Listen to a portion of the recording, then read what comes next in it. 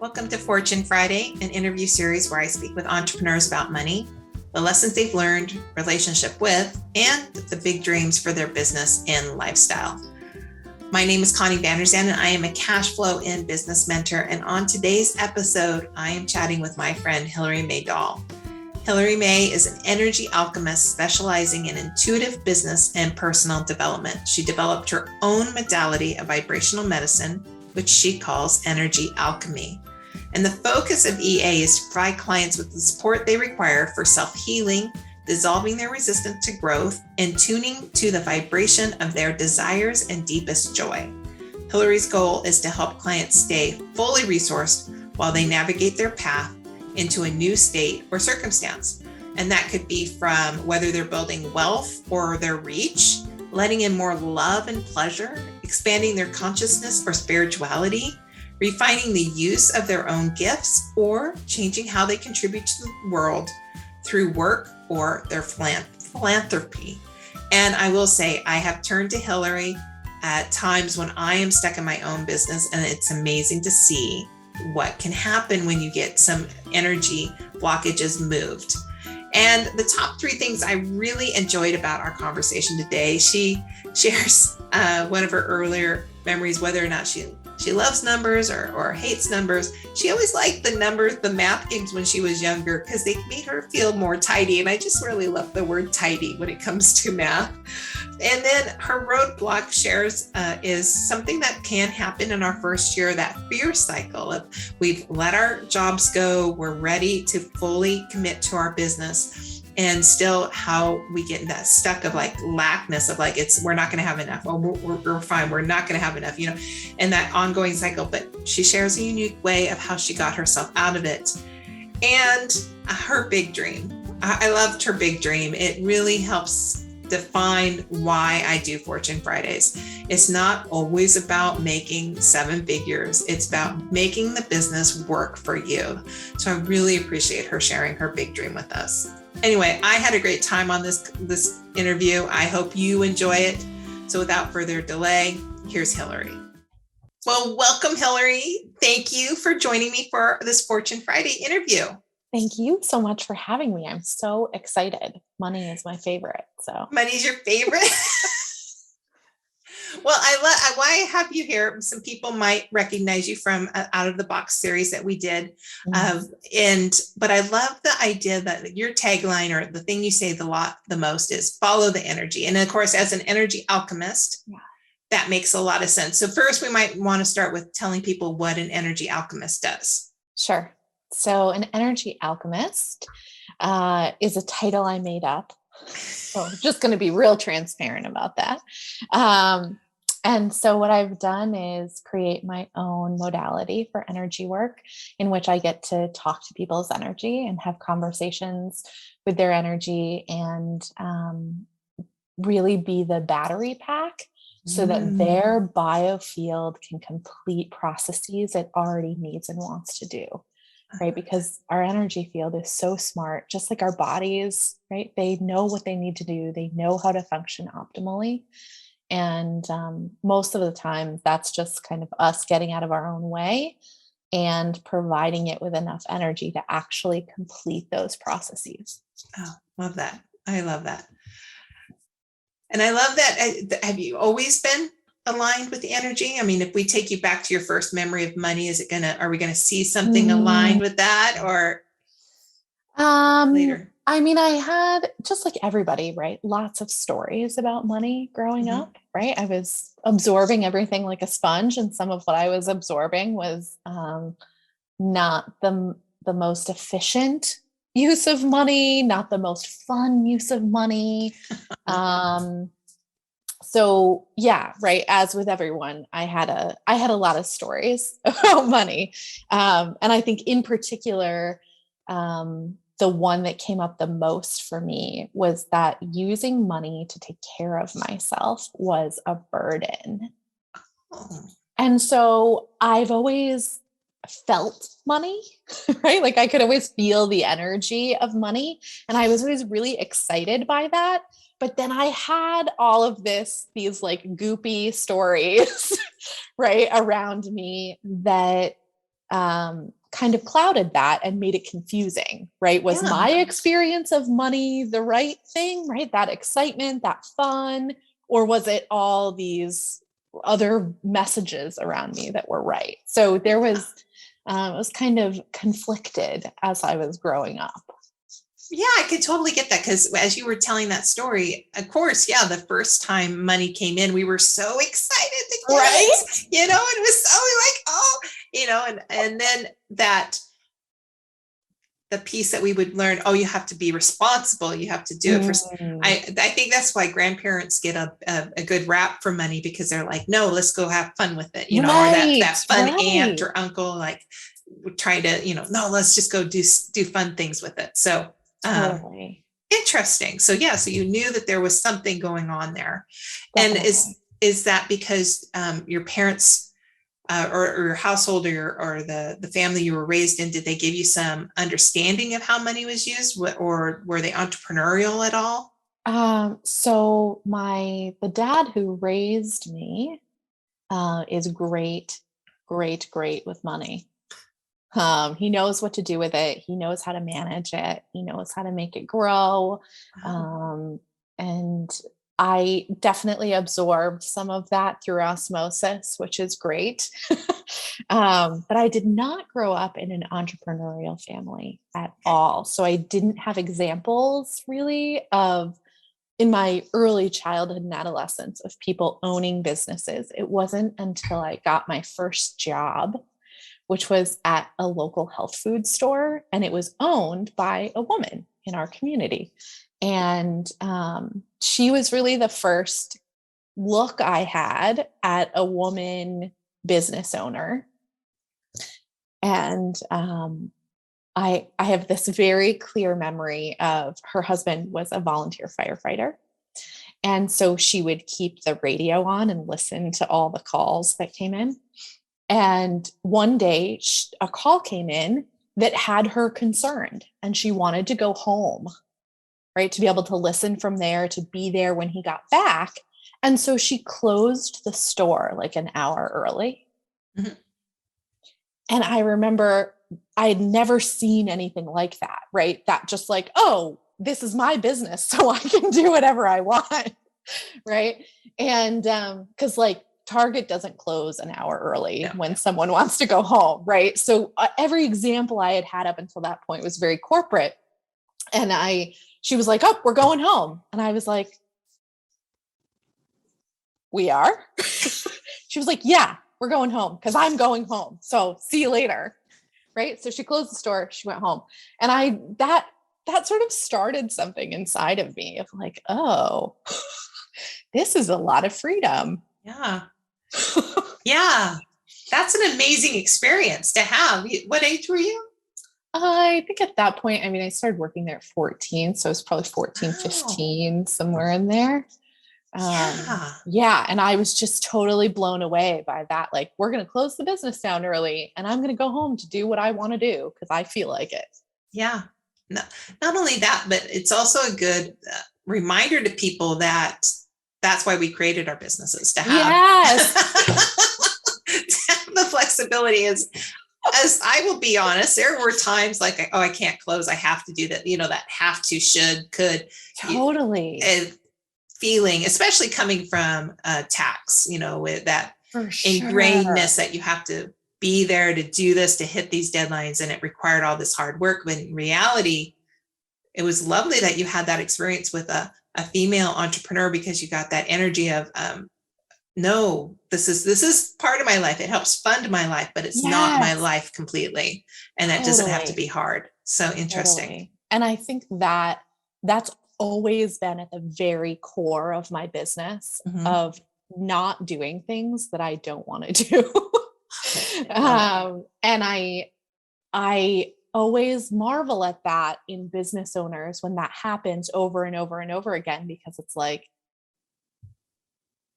you have created a business so that you have some freedom, right? And if you don't want that freedom, why are you going through all the other stuff that's required to have a business if you're not going to take advantage of the beauty of that freedom, right? And it's true, we forget. We forget. We forget.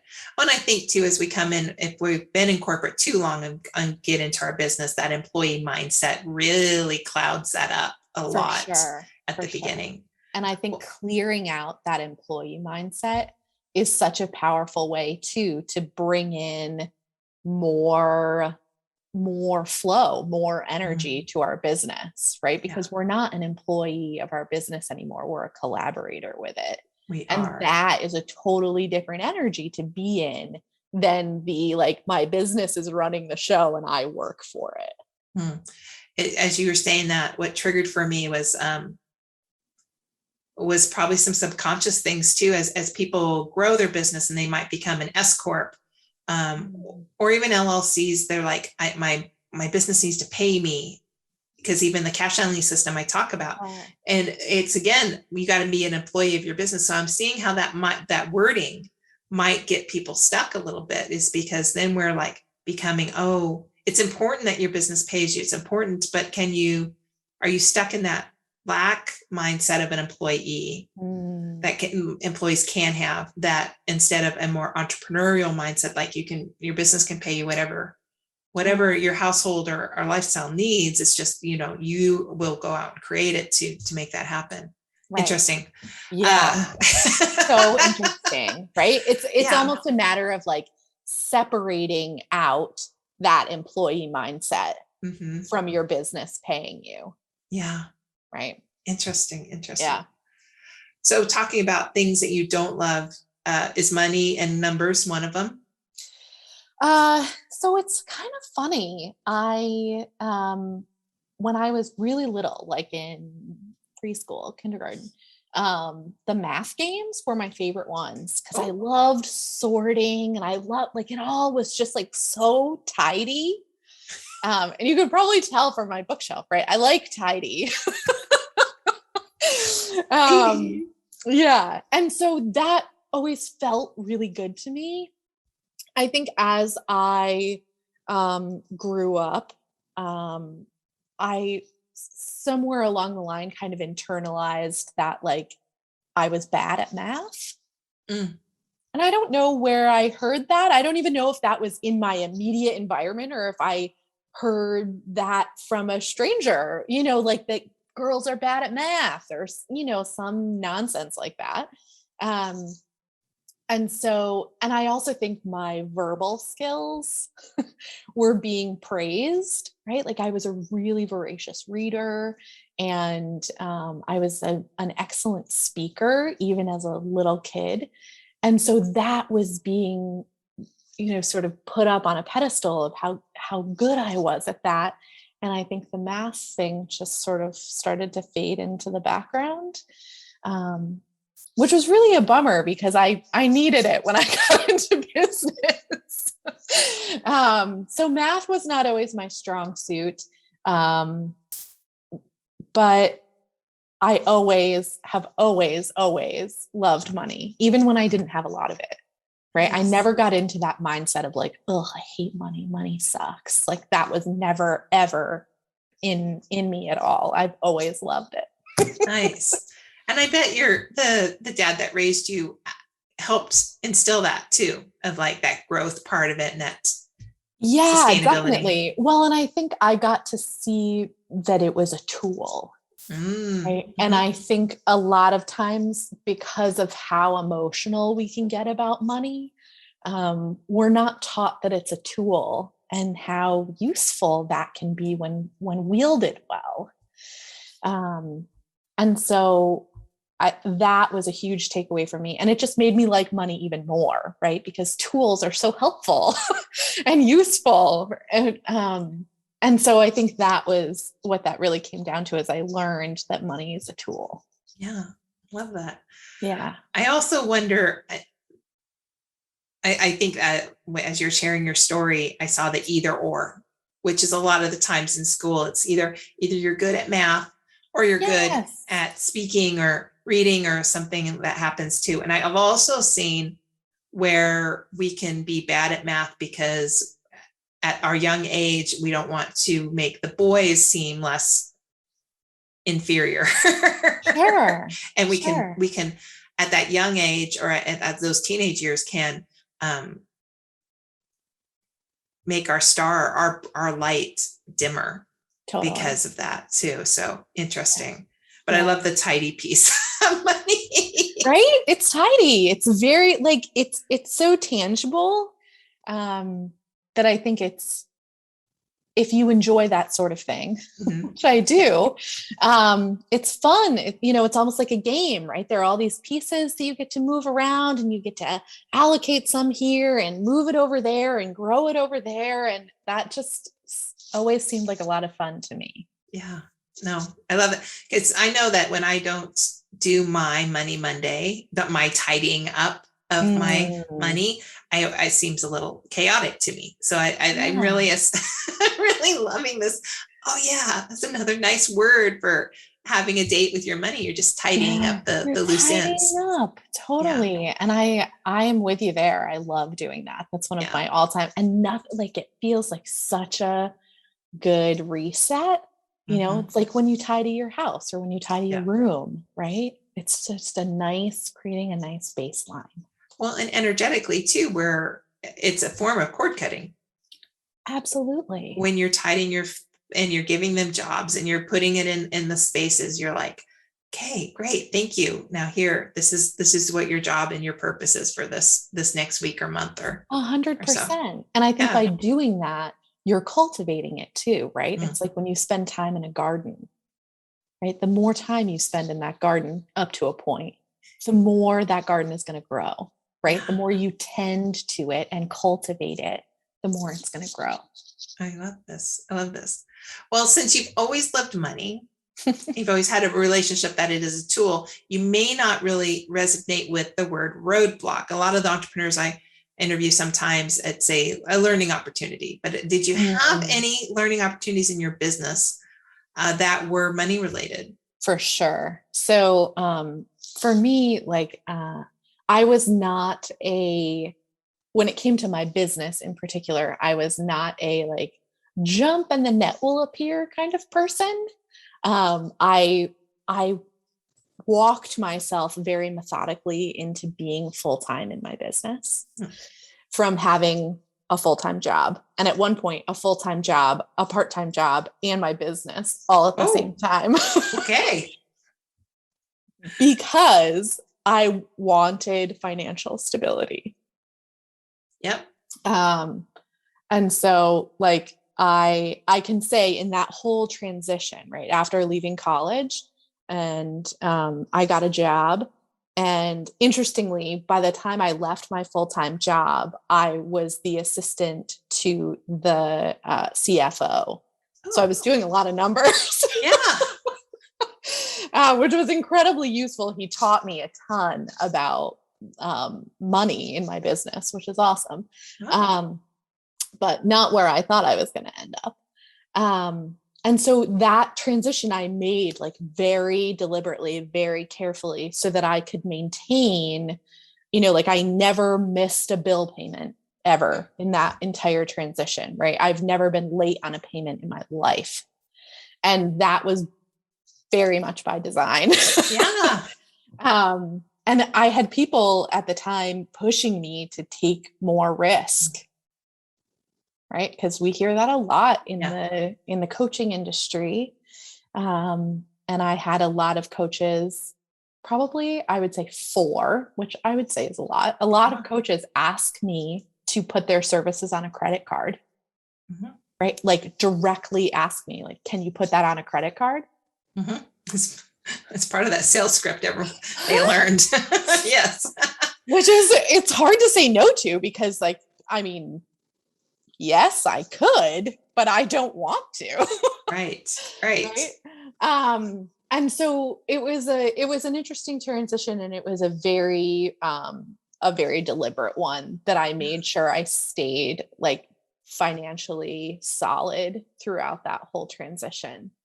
So yeah, the biggest roadblock I would say is when I was on my own for the first time, right? So all of my jobs I had given up, I had released, and which was at simultaneously very exciting and very terrifying. Mm-hmm. Right. And they just coexisted and like blasted my insides with excitement and terror. And so I would say it was probably that first year that was the biggest hurdle for me of being afraid and doing it anyways. Ooh. Right. So not letting that fear paralyze me, because when I was paralyzed, I wasn't making any money, which would make me even more scared. Right. And so I would be in this loop of like, I'm terrified, so I'm not going to do anything. And then I'm not going to make any more money, and I'm going to terrify myself even more. And around we went. So getting out of that loop, and even as carefully as I walked myself into it, right, it's still super scary. Yeah. And so I'd say that was my biggest hurdle, probably, my biggest roadblock, if you will. And then at some point, I think I got really tripped up by raising my rates. Mm-hmm. At some point I doubled at some point. I don't remember quite when that was, but doubling was scary. Like when I went from $60 an hour to $120 an hour, which doesn't seem like a lot, but whew. Yeah. No, I get that. Yeah. About your roadblock, it was that first year. What do you think was the one thing that helped get you out of that? Obviously now you have a lot of awareness. Did you get help to get that awareness, or were you consciously working on it? Did you understand that you were doing it at the moment? I knew that I was in it. I didn't feel like I had a lot of control over it. So I was aware that I was in it for sure. But not to the point of being able to take a lot of action with that awareness. Mm-hmm. And so what I would do, and you'll appreciate this knowing me, is when I was really nervous, right? And I was just like terrified that I wasn't going to make enough money that month. I would lay on my bed, and at the time I had a rabbit. And so she was on the floor nearby, and I could hear her like nibbling on hay. And so I would zen out to that sound of her, right? And I would imagine the feeling of having a client book a session and what it felt like when I got that email that they had just booked a session. And I just basked in that feeling, like imagining that feeling. And 9 times out of 10, when I came out of that, I would have a new booking email.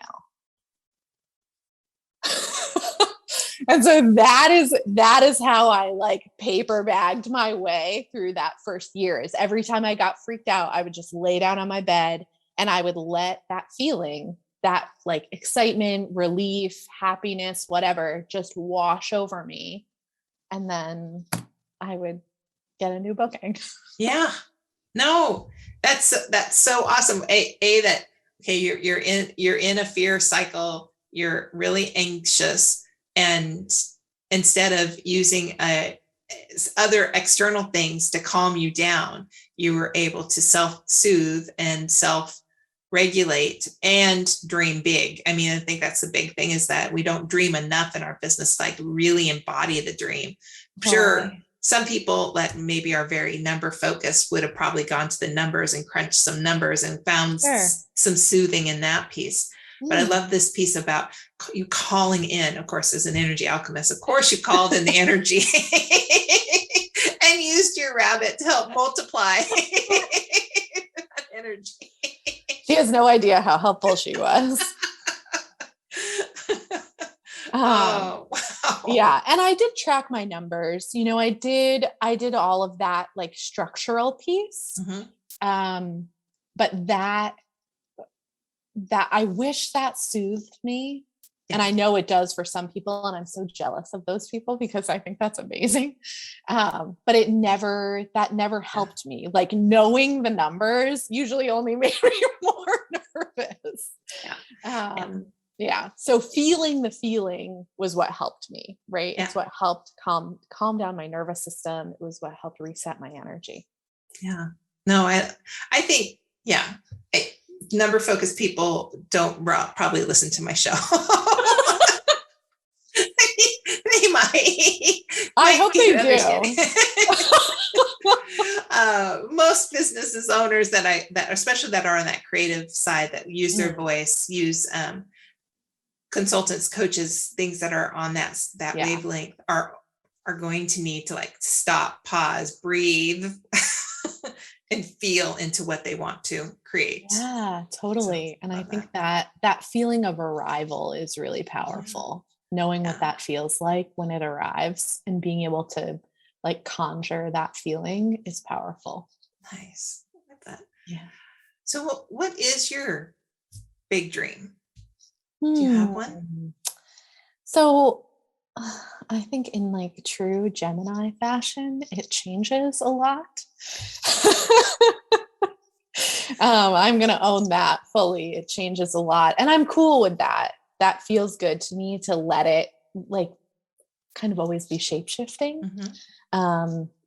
But I think more than anything, I've never wanted a business that was like $1 million business or a, 7-figure business or 8-figure business. That's never really called to me, even though I feel like I'm told that's what I should want often.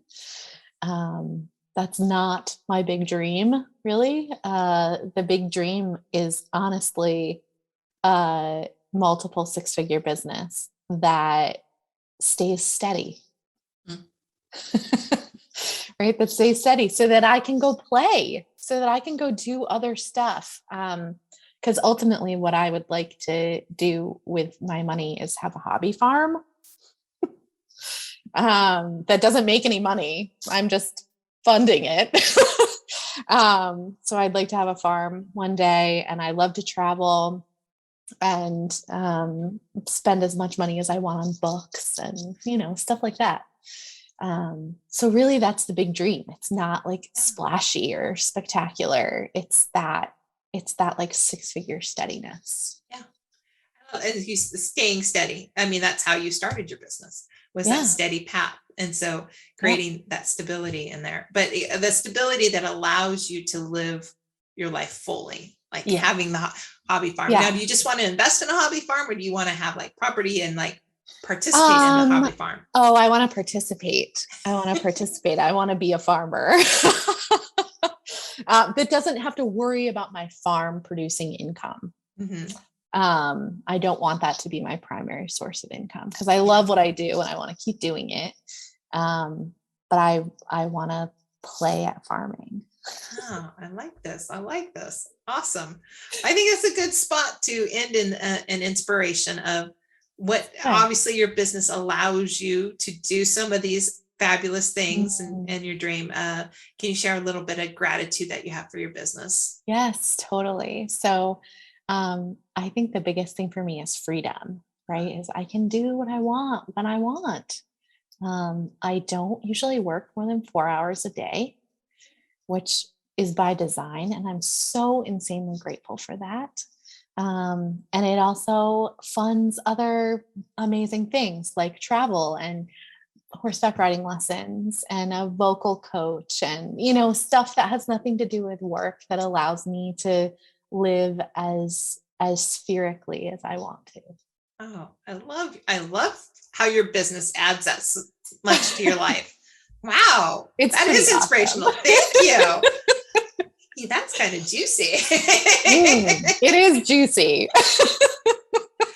Well, I appreciate you sharing your story about how money has influenced your life and your business and all those things. I'm sure, though, that people would like to know a little bit more about what Energy Alchemy is and how they might play with you in a future area.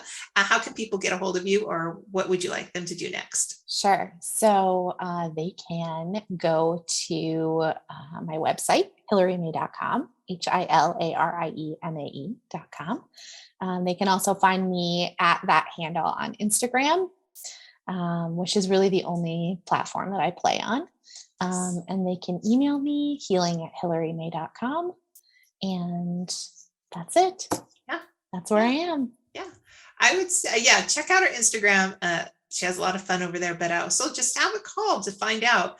I think the Energy Alchemy, especially if you find yourself stuck in business, like you're just having everything you do is like it's stuck. Something's not moving forward. The work that Hilarie does can be really amazing at getting unstuck, or that clarity piece. And it's amazing what an energy clearing will do for you and your business. So thank you, Hilarie, for joining us today. Thank you. I had so much fun. And until next time, everyone, we will see you later. Bye.